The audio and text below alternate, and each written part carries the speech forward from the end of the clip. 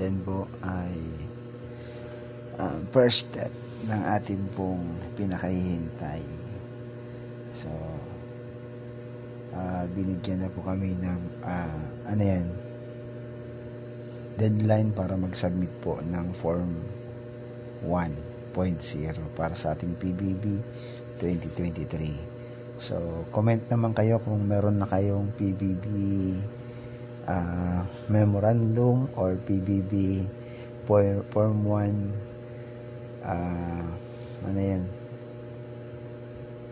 para gawin na ang listahan ng mga eligible sa PBB. So, comment kayo kung sa mga division po ninyo ay meron na kayong ginagawang preparation para matanggap ang PBB 2023.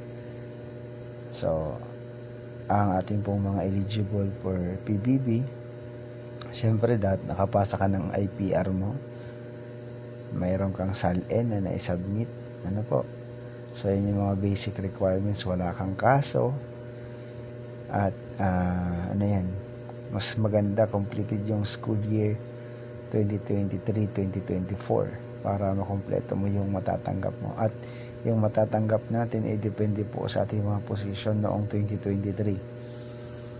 Kaya kung ikaw ay T2, T3, master teacher nung panahon ng iyon, so mas malaki po ang makukuha natin. So konting tiis na lang, konting hintay para sa ating PBB. So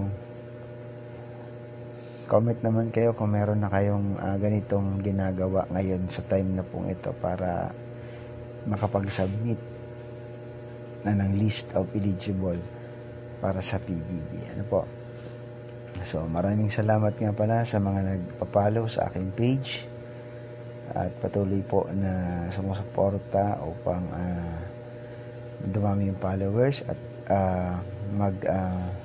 magtanong tungkol po dito sa aking mga video. At yung mga naghihingi po ng forms ay pwede kayo mag-message direkta sa ating pong Facebook page. Paki-follow, paki-subscribe na din po ng aking YT channel.